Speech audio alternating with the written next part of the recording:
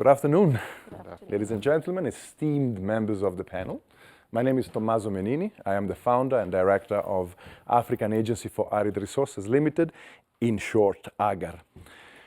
Now, our name is quite self-explanatory. We work with commodities from arid and semi-arid lands. Now, ASAL, or arid and semi-arid lands, cover 80% of Kenya, as we can see, yet very few people know this detail and the vastity of these lands.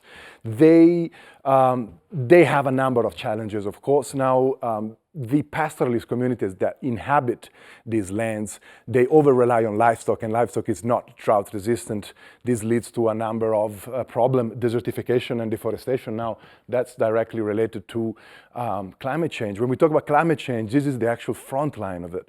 We have years of neglect from public and private sectors now leading to poverty rates in arid and semi-arid lands being double the Kenyan average. Yet there are opportunities, there are challenges. We have control over all of these resources. We see gum arabic, we see frankincense and myrrh. Yes, the frankincense and myrrh that we know so well from the Bible. We know now of aloe and the resilience of that plant, and we have acted. We have already done a number of trainings for collectors, and we want to get the same for farmers now because of the potential and the gap that exists in the market. We have NGOs now looking at doing initiatives, yet they always lack market expertise, although they're trying to get it in. We usually consult for this, and we see unsustainable tapping from the trees, because these resources are tapped, leading to the trees actually dying out. Now, our business model is simple. We try to control as much as possible in our value chain, our supply chain. We work with collectors group, as we see right there. We have already trained and equipped a number, about 50. We have field offices, storages. We are very radical in the communities. We work through agents, and then we do the processing, the labeling, the packaging. We try to center as much as possible and be nearly on the same level of our own suppliers, which we train once again, and that's what we want to do with the nurseries. And we are one of the few, if not the only, company in our sector that covers the entire supply chain from the trees where these resources come from all the way to the customers. Now, the organogram, I don't want to spend too much time. We have a number of agents and field agents, and we have full-time personnel. We're not many, but there's no turnover. We've been the same since inception, which is something that you don't see very often. And I personally lived in Isiolo for 3 years. That's how I started knowing of all of these, and I understood the potential and the many gaps. Our products are right here, and I would like to give you just a taste on what we can make and what we have been made. Now, these are aloe cosmetics. They're both body lotion, sorry. Here we have frankincense. The frankincense that you've seen before, yeah, it turns into these essential oils. And frankincense was called the king of essential oils. And we have so much of it in Kenya that has been virtually untapped. We then looked at the box. This box has been a huge seller because we can give you wholesale prices when you buy only 10 and above. And shea butter has been a last addition, which is selling very, very well. And of course, we do bulk for export, which is our main. Our presence is pretty good. In only 1 year from the launch of this line, the retail line, after much wholesale, we are already in 3 countries, sorry. We are in South Sudan, we are in Kampala, Uganda. We have 10 vendors here in Nairobi. We have a very strong e-commerce platform. Our traction today is good. We have reached the milestone that we wanted. Now, the export haven't happened because this year, something that we know very well happened when we were very close to sending our first bulk. Now, we do very well with private label. We are the only company in Kenya that allows you to do private label. So we bottle, we label, you just take it and sell it. We've done that for a number of companies.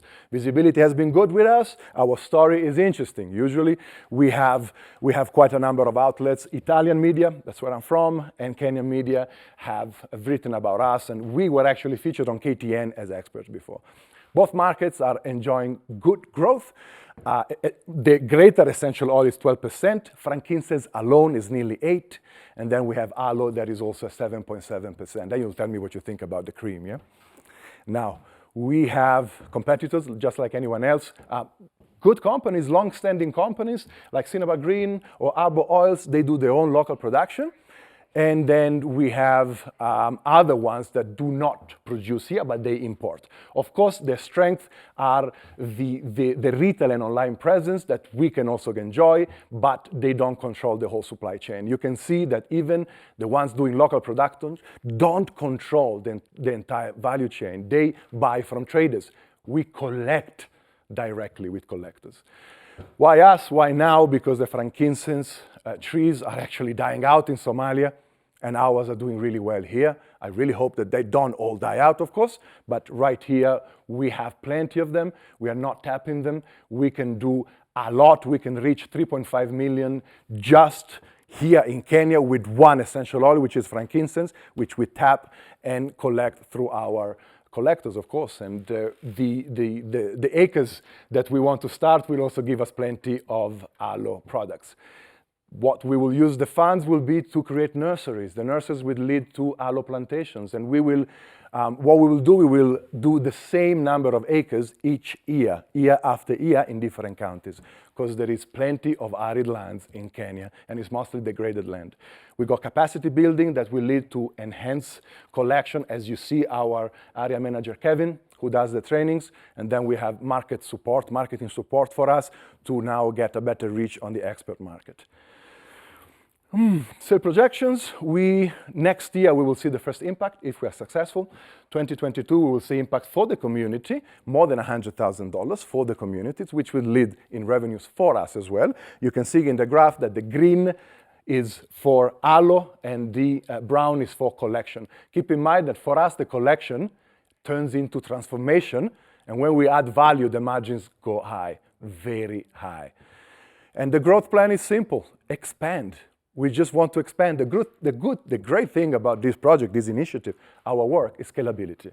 There is so much land in Kenya that is completely unused and forgotten in all of these arid lands that we can scale up these aloe plantations nearly everywhere.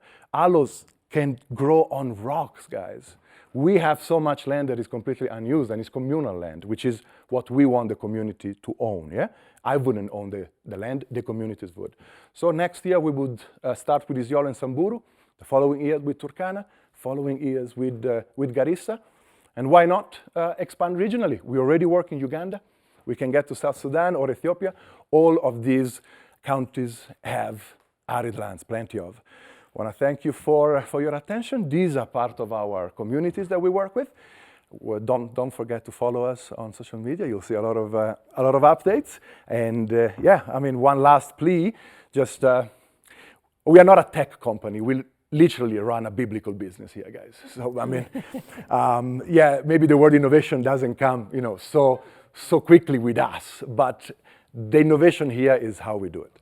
How we want to regularize a completely informal sector. And no one is doing what we do. Thank you so much.